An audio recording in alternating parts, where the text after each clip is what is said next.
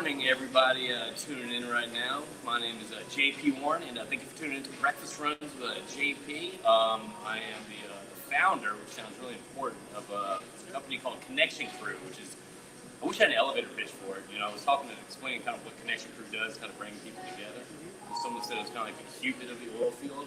I dig that. Okay. Yeah, I can see that. You take that? So wait, let's see. Okay, so we're working with like new equipment right now. So I want to make sure like everyone can hear us and all that. Yeah, the new mics. Let's see if we got any comments going on. Let's give people a little bit to kind of wake up and tune in. If not, we'll just go and then people will probably just chime in throughout. That's fair. And I'm waiting on a pumpkin spice latte. I know not a lot of people do that. Well, that's not true. A lot of people do that, but I know it gets a lot of heat for guys getting pumpkin spice lattes. So I'm okay with that. You're a basic bro. I'm a basic bro, right? And I'm all right with that. Fall seasons, pumpkins, all that stuff. Christmas lights. I love the holiday season. This is literally my favorite time. All right, so is it? We got people chiming in. I dig it. We're about to go to y'all a little bit. So, which is your favorite? Is it Halloween? Is it Thanksgiving? Or is it Christmas? It's probably Thanksgiving. My birthday every 3 years or something falls on Thanksgiving. Okay, so it's the third Thursday. Yeah. This month? I don't know. November. Of November. Yeah. So I don't know if it's this year or not. But yeah, no, that's my favorite. I mean, I like Christmas and all, but Thanksgiving, I don't know. We used to have A&M and UT. A&M and UT. That was old ag days. Yeah. Old school. So anyway, again, we're filming this. We're live streaming this at the awesome Roast and Brew Cafe in the Heights. They've been always so generous. Great coffee, great selections. They even have a lavender latte and a maple cinnamon latte. So that's kind of why I'm digging this right now. So let's kind of take this. I'm gonna get the thumbs up. I'm gonna go off screen. You might have to take the lead here. But anyway, so everyone, those right now, I need to actually put the banner up right now. This is since my right. You might have seen him on the Energy Crüe podcast. If not, I highly recommend that y'all check it out. We had some pretty good conversations. Yeah. We're probably going to talk a little bit about what we talked about during the podcast, because I think what we talked about is pretty relevant too. I mean, it's not like the topics aren't there anymore. If anything, they're more relevant. So again, this is Beau, the Executive Vice President of Reservoir and Finance for Barton Creek Resources. Right, fellow. How'd you feel about that win? The win. Oh my God, Saturday. That was incredible. I was really stoked about that. I mean, I'm sure you saw the video of like his family watching the. Yeah. Oh, dude, that was emotional. Yeah, that was great. That was I was trying to imagine the amount of like intensity and adrenaline he had going into that kick. It was I couldn't believe it. So I coach my daughter's. She's 8 years old, so I coach her soccer team, and that's kind of the intensity that I'm going for. Yeah. That's the intensity that I'm going for. So anyway, let's open it up and say hello to a couple people right now that are tuning in. Deanna, good morning from Cyprus. Good morning from Cyprus too, and I'm looking forward to seeing you later today for our meet. I'm digging that. Brendan Webb, chime in. Good morning. Can hear you just fine in Richmond, Texas. I hope y'all can actually hear us better, because if not, I should have kept the $18 cord mics. Hopefully y'all can hear us better. If not, I'm pretty disappointed in my purchase. That's okay. We can hear you. You know what? We can hear you too. That's what we're here for. We're here to bring a community together, to bring a family together. That's true. William Standiford, he's a new CEO of his company. Good morning from Calgary. Good morning, William. How you doing, buddy? I just had his daughter on the show, the Energy Crüe podcast. She's over at Corbin. Oh, okay. So releasing. That was an awesome conversation. Yeah. Great. Good morning from Midland, Texas. Good morning. All right. So I made that drive from Midland. I actually stopped at Cole Thompson on the way back. Oh, yeah. I cut it up. Stopped at his place in Waco for about an hour and a half, just because that drive is brutal. I don't think I want to make that drive again. Yeah, make it with like two little kids, man. The last time we did it, we had to both get sick in the car there and back. It was just terrible. So actually, you're on live stream. I'll come up and grab you. You don't have to do that. Well, thank you so much. Great coffee and great Look at that. Look at the service. I'm digging this place. Everyone come check out Roast and Brew on 19th in the Heights. Let's say that again. All right. And we have my beautiful wife, my better half, saying good morning, babe. John Renfro, we discussed the more than pumpkin spice the other day, and I'm fine with keep on discussing it. I don't care. I'll keep bringing it to life, okay? Do you, man? Take it easy, John. Calling me out like that. I morning from the Heights. You guys are right around the corner. Good morning. And Laura's saying, hi, guys. I'm in San Antonio. Hey, Laura, how are you? She just made a post about kind of the, that we actually might discuss about that, the capital not being available historically where it was, and kind of this new wave or new areas of capital to be raised, too. So we'll click on that. That's kind of what Energy Funders does. So reach out to Laura Palmer to discuss that. All right, let's see what else. Oh, man, one of my favorites. Good morning from Magnolia. Thanks for putting this on, guys. What's going on, Justin? Okay. I think you probably said it, unless you're split screening it. All right. So, of course, in the historical breakfast run, we're probably going to open it up towards the end. If anyone has any questions for Beau or myself, we'll probably be happy to discuss. But before we begin, I want to say thank you, Royal Completion Tools. They've been a sponsor for the show for the last month and a half, and very supportive of it. Great group of people over there. Reach out to Ethan and those guys over there. And I need to show the commercial. Yes, commercial. That's how professional this is. And a little backstory behind this. When I go in direct mode for these commercials, it gets very serious and very intense. And my wife, Monica, decided that she might as well pass the buck to my daughter to film. Let's just say it was a very intense daddy-daughter situation. So here we go. To all you completion engineers, company men, and consultants out there, are you sick and tired of losing sleep over frac plugs not getting to depth, not holding pressure, or not drilling out properly? Or maybe you aren't getting the best quality and service from the bigs. Well, stop burning the midnight oil and rest at ease while using Royal Frac Plugs, the most reliable and efficient frac plug on the market. Start your successful completions today by getting in touch with Royal Completion Tools. You can contact them via www.royalcompletiontools.com, sales@royalcts.com, or via LinkedIn. Contact them today to check out some of the best frac plugs out there.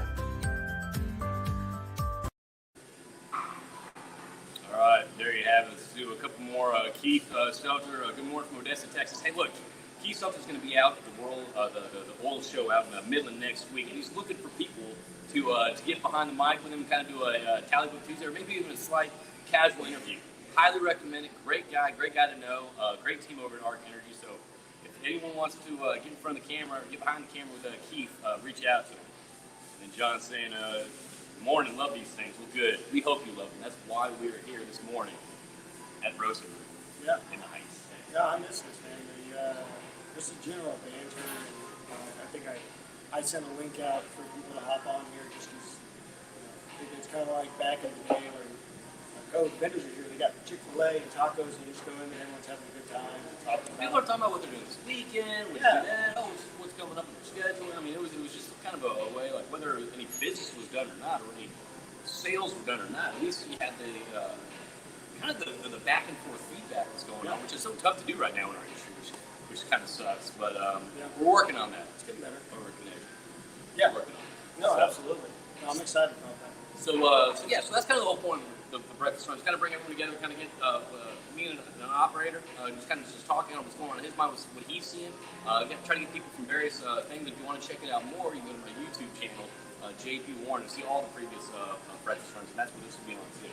So, what are we talking about this morning? We discussed several things. We discussed kind of before we started going live. We talked about kind of going to Laura's comments of energy funders, kind of the absence and lack of capital being invested right now in the oil and gas industry, especially when you're seeing prices right now. But it's hanging out at $81, $6 gas. Am I correct on the gas thing? I feel like that's right. But close enough.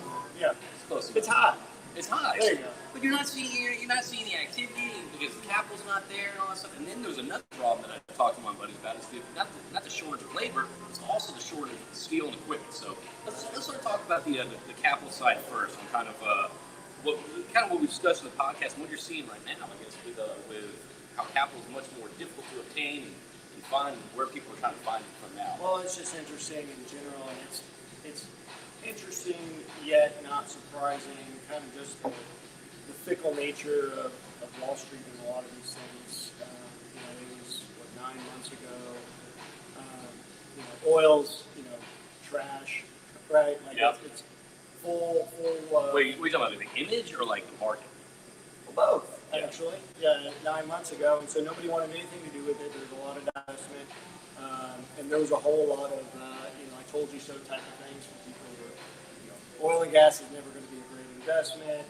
This is a dying industry, etc. And some of those people are turning around now, looking at $80 oil, and like, how did I miss this? Maybe it's not that bad of an investment. Right. Yeah. And so with that, there was a void in kind of, we talked about on the podcast, there's a void in this capital able to fund some of these projects. So right. I thought that left opportunities because there's just less capital competing. So, potentially you could get a good deal, or you would at least have a better chance of getting a deal. You don't have 15 well-funded companies in every trying to outbid each other. Right. The Houston housing market. Oh, Jesus, yeah. Yeah. It's impossible. It's kind of the same thing. Very much so. All right. And so, even now, it's more difficult. We've seen at Barton Creek, we've been part of several data rooms. We're working through one right now, actually. Things are looking decent. And getting the capital behind you, it's much different nowadays, other than, I guess, Azul. Of course, they did just that big flip, right? Right. So wait, how are they different? How are they different what in you that see now? you're not getting that G&A, right? So you're not going to get paid to try to find the deal. You got to have the deal at hand. Then they'll fund it, and then they'll It's pay a lot you. of bootstrapping. A lot of bootstrapping. Okay. Right? That's a lot of money. And historically, you saw private equity or whatever capital. Yeah, come in, they you kind would- of front the G&A. Oh, Certainly. You'll take y'all's time. You'll find it. Oh, man, I don't know how many teams I saw. Several, and there was a couple of ones that were just, it was incredible how they blew through their commitment and didn't have an asset at the end of the day. Right. Through 2-3 years of just burning through equity, paying out bonuses with no asset. But it's not even so much that. I know a lot of people that were kind of part of those startups and all that stuff that were actively looking for about 2-3 years. And I guess whether their target was the big whales, that they wanted, but we also discussed that there's all these little smaller kind of opportunities off acreage and all that stuff that, how those it could be a whale. But I've seen a lot of people whether it's not bonuses, not anything like that, but literally they just sat for 2-3 years actively looking for stuff. Right. Couldn't find anything. Good, smart people, and it's just they get rolled up. There's that. You do have a mandate too, right? We have to we are exposure to this broader portfolio. We're here for the long life reserves. We're here for the wildcat type stuff.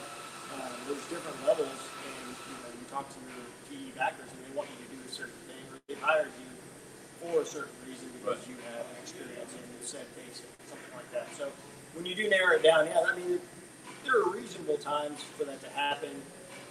In my opinion, if you don't have an asset and you're going on 2-3 years, I probably wouldn't be paying out bonuses, though.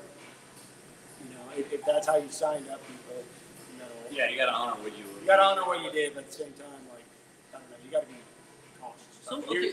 It's not just free money. That's somebody's money, right? So, you got to be a fiduciary. besides the don't pay out bonus, let's say you are sitting in part of one of these teams on. So obviously this is just kind of our opinion, just kind of sitting here, cup of coffee, just you and me, no one else around here, just you and me talking. If you do find yourself kind of sitting in one of those scenarios where it's like, man, every deal you've gone after, and you're active about it. Yeah. Struck out. Where should your mind set kind of be after 2-3 years and you're not really finding anything? Oh, that's tough. That's tough on just your ego, your psyche, just what's going on, why are we doing it? And I think you have to take a hard look, a back analysis on every one of these projects that you've worked in. Why didn't you win it? And there's a decent amount of times that you don't win it for no fault of your own, right? Maybe you just don't have the right relationships at the time. Which Relationships you can matter. have great relationships through connection. Yeah, go on. Okay. No, but so relationships do matter. Oh, absolutely, especially in the banking world and the private equity world. Okay. It's not just how smart you are or even what you've done. You have to also know the right people and just have that relationship so that there's Is that trust? Is it the trust? There's a trust thing. It's an intangible. It's hard to quantify, but I see it happen. Right? You'll have two good teams, and one of them just happens to have had a longer relationship with a certain equity backer or a certain bank, and they'll be the ones who will be able to pick up the deal versus somebody else, or even a bank runner.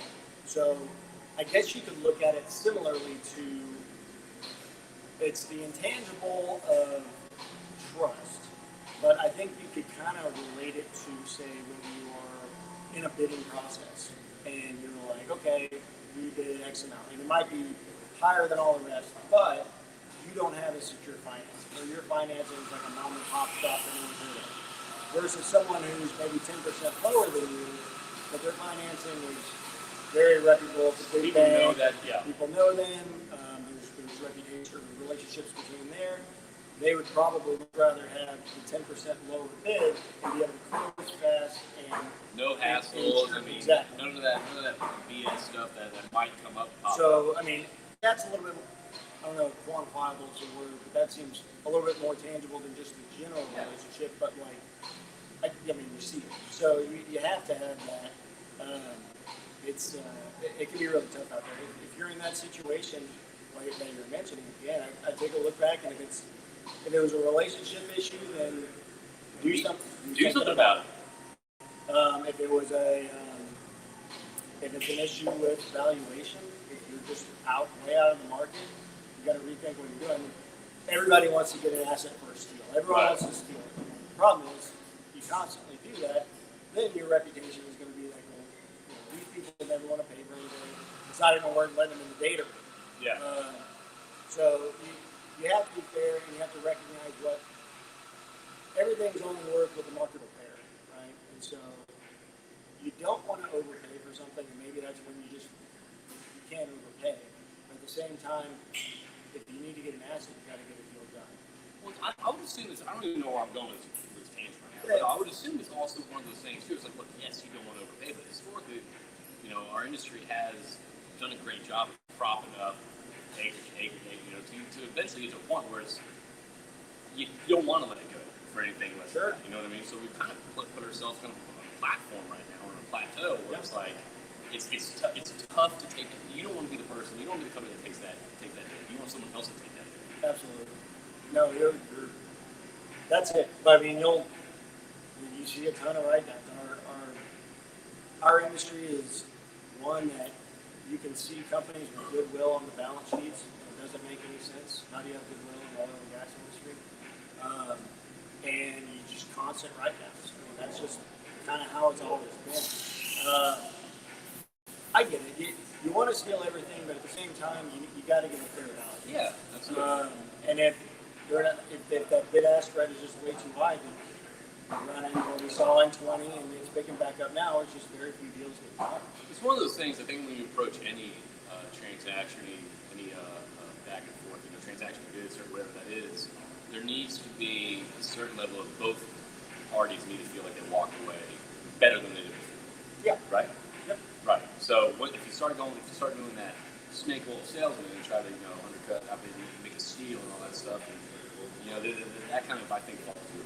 You know what I mean? Well, I mean, you can get what's great about the world in general, especially in the U.S., is that you can paper up pretty much anything, right? So if you have an asset and you really like it, you can alter that PSA, and if the seller agrees to it, you can have covenants, or not covenants, clauses, such that, hey, we're going to buy it for this price.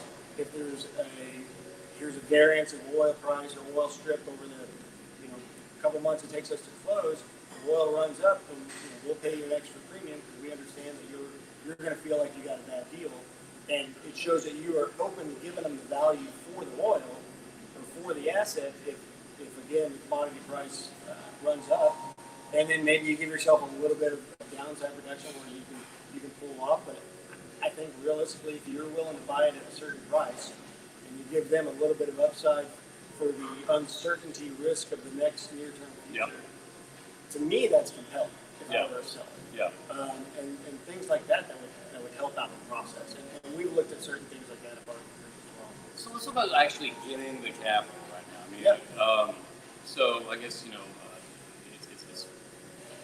it's been kind of it's been tougher to do, right? I mean, it's historically the financial institutions that would build teams and distribute capital and stuff. It's kind of dried up a little bit right now. So right now people are kind of getting trade, whether they're going to family and friends, whether they're going to the platform energy funders, which is pretty much Crüe crowdfunding thing where pretty much individuals go in and buy a group of wells. So you're seeing a lot of different strategies. I remember I was talking to Tyler Langford about that. Like, he's like, we're meeting with people that we never thought we would.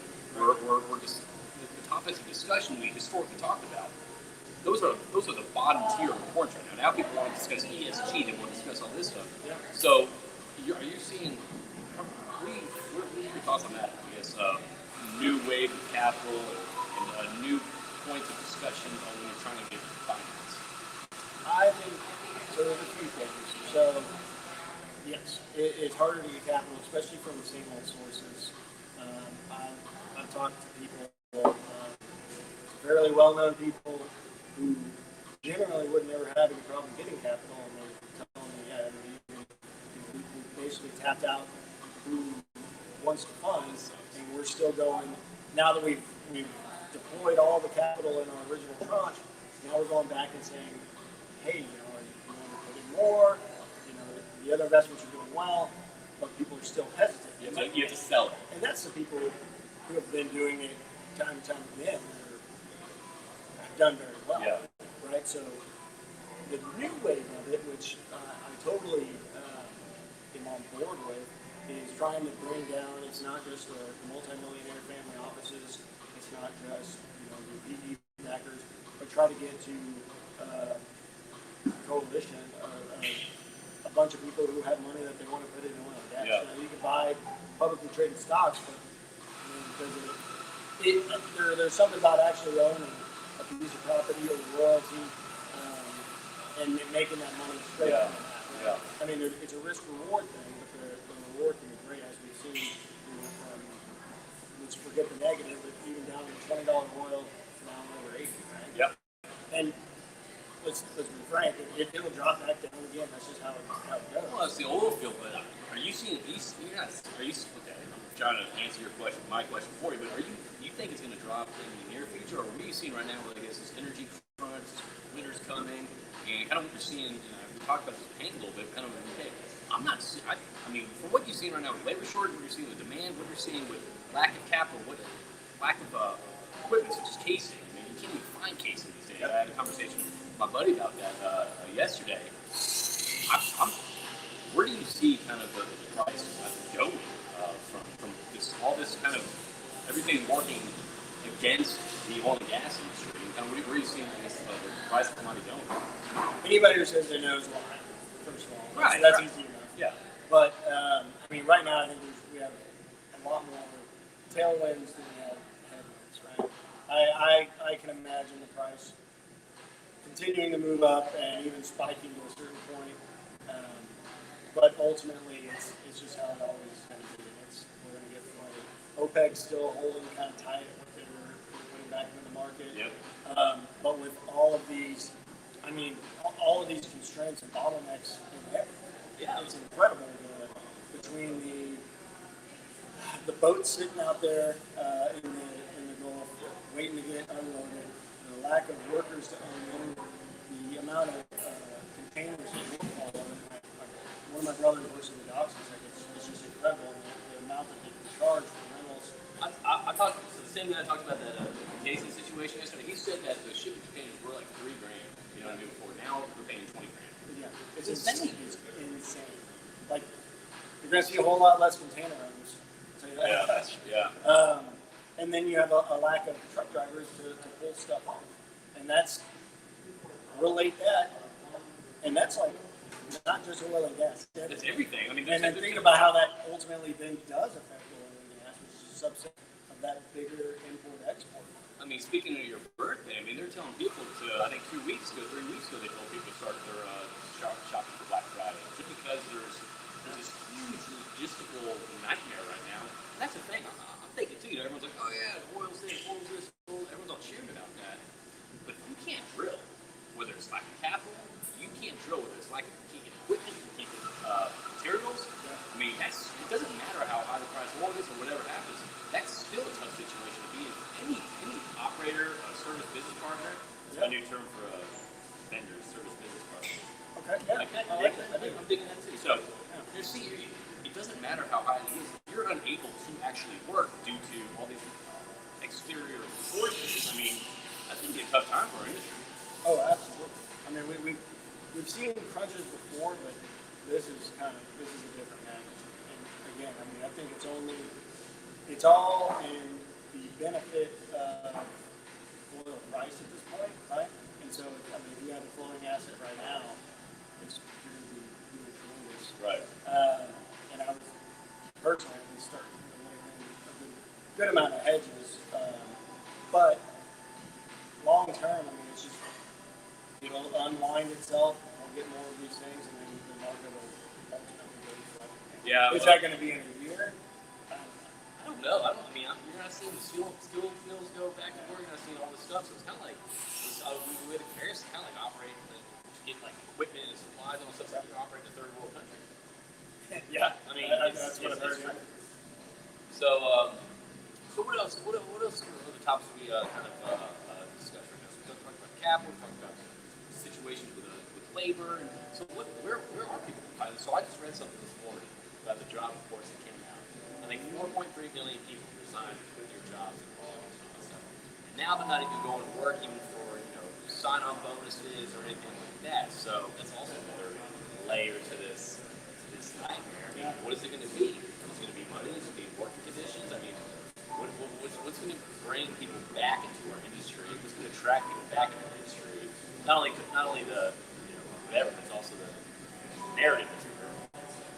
Well, you have the bad narrative, and then I mean, I think several people, from our vintage, definitely even older vintage, they get tired of this up and down stuff. I've met a lot of people who are like, I'm over it. I'm going to get into something else. You see them going to renewable, you see them going into a lot of them actually get into data analytics. Yeah. I mean, because we do a lot of that in our own industry. Well, why not relate that to something else? The peaks and valleys of the booms and busts, before even every 4, 6 years apart, now it's like every 3, 4 months. It's right. Yeah, and if you're not extremely cautious and you kind of leverage yourself out there, you're in for a world of hurt if you're not taking care of yourself financially. Right. You can lose homes, you can lose cars, stuff like that. That sucks. That's not fun. And if you want to see the faults of your own, you can do great if you don't get those things. Exactly. Right? I mean, you saw that throughout the board over the past 18 months. We saw great, smart people. And obviously, talking about networking again, I'm being serious about this. I saw people that were very comfortable in their jobs, very comfortable not getting out and expanding. I'm not saying people think their bubble's good enough, you know what I mean? Sure. But I saw a lot of people who no fault of their own, were let go. Whether they're engineers or whether they're sales. I'm talking about engineers, operators. They got let go, no fault of their own.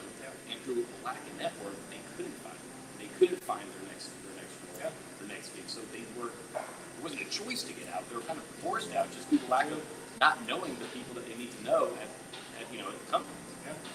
So that's kind of you definitely got to have a big network. I mean, and what I like about oil and gas, despite the ups and downs, is you get a good network, and generally we take care of one another. Yeah. We try to help each other out. Always try to help each other. Everyone's got a pretty good heart. Now you got some people out there that I'm not super favorable of, but generally those people get out. And, name the names. Let's shame them. Let's publicly shame them. But I mean, generally, people understand that it's not good to do business with a certain person. Yeah. Which I take care of. We really do. I mean, it really is a community, which is awesome. Which is my favorite thing about it. You know what I mean? Well, just the small world thing. Because you're like, oh, you know so and so. Yeah, we went to school together. Or I worked with them over there. And then you realize, like, oh, they're a good person. So I trust you a little bit more. I trust them a little. Like it's just like you and I talking about, we graduated, Cole Thompson, one of my best friends and stuff. Like, oh yeah, we do. Yeah. It's just like, oh, I didn't know you knew that person. You're just like, you start doing this little spider web map of who you know. You're like, okay, that's crazy. You never seen. Well, and then it's only as good as how well you try to keep it up. So, I personally, I wasn't that great at keeping up with Cole. I haven't talked to him in quite a while, but in general, I mean, it is effort and work. I mean, you can't have a great network and not do it. Yeah. You got to continually reach out, call these people just so you want to. Yeah. Right? Keep your name fresh in their mind and help them out if you can, because one day you're probably going to need some help. That's the thing, always. Yeah. I mean, you're right. Our industry tries to help people all the time, and you should always continue trying to help people. Yeah. So what's on your schedule for the rest of the week? Anything exciting, anything fun before we open it up to the questions out there for everybody? What you got going on? This is the week. Going through some more deal metrics. Looking at a couple more prospects. Okay. And then, I got I'm going to my first Adam meeting, which is What's that? it's a group for professionals in oil and gas who do business development, acquisitions, investors. Okay. I'm trying to remember what it's an acronym. It's always an acronym. Yeah. So I'll be going to that Friday. Anybody else going to that? Where's that at? Where's that located? They do it different places. They use other speaker, and it's once a month. Okay. This one's going to be at Brennan's on the Bayou. That's the one at Midtown, right? No. New Orleans, right? It is. No, It's the Brennan's other- Bayou. That's the one on Memorial. Yeah. Yep. Awesome place. Awesome place. So. So that'll be interesting. And I feel like I'm going to College Station this weekend actually. I'm going to meet some old guys I went to school with and kind of hang out, do a little tailgate. It's gonna be a really good time. Yeah, I'm actually. The weather's gonna be perfect too. I know. I'm super excited, especially after our last win. It's gonna be Oh, the energy's gonna be there. Yeah. It's gonna be a good time. So let's kind of open this up. If there's any questions out there for Beau and myself, we're ready to chime in. Usually there's a little delay, so we'll kind of.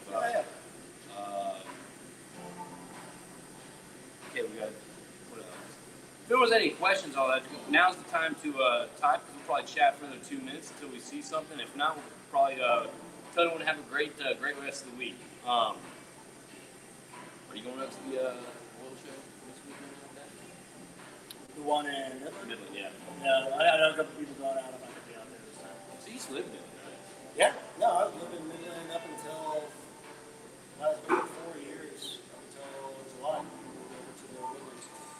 I miss a lot of it though, man. The weather there is I can see why you miss it, to be honest with you. Like, whenever everyone wants, is transported to Midland, I'm like, oh, I don't want to go. But once they're there, literally, they're like, oh, I'm not going back. Yeah. Well, I don't want to deal with you or deal with that. You know what I mean? Like, people love it. yeah. No, Unless it's you're single. pretty sweet. Unless you're single. Yeah, we talked about that. Being single, Being single's tough out there. but now it's finally getting now where it's nice and comfortable out here. We're coming in July, August. It's a beat down. It's just a big deal. Which I mean, I'm from here. I get it. It's interesting how quickly you get deacclimated to it by moving away. I feel like here it's always like Top Gun. You're always like You're sweat. right. You know what I mean? You're always, you have that sweat. There's always condensation on the glasses and everything like that. So I guess if no one has anything out there for us, I think you'll probably We didn't leave anything over. we didn't leave anything up. We discussed everything. Everything that's relevant to the oil and gas industry we discussed today. So I want to thank everyone for tuning in. I want to thank you for coming in. Absolutely. Having this conversation. I always love to chat with you. I always love your perspective and outlook. It's always a good time. So, and I want to thank Royal Completion Tools for sponsoring this. Check them out. Great group. Again, can't plug them enough. So plug them enough. They do plugs. There you go. Yeah, nice. Always on the dad joke. So. Everyone, I hope everyone has a great week, and check out Connection Crüe for networking needs, I guess, for your oil field matchmaking, if you will. So, I think that's it. So, everyone, have a great week, and we'll talk to you all soon. See you later, guys.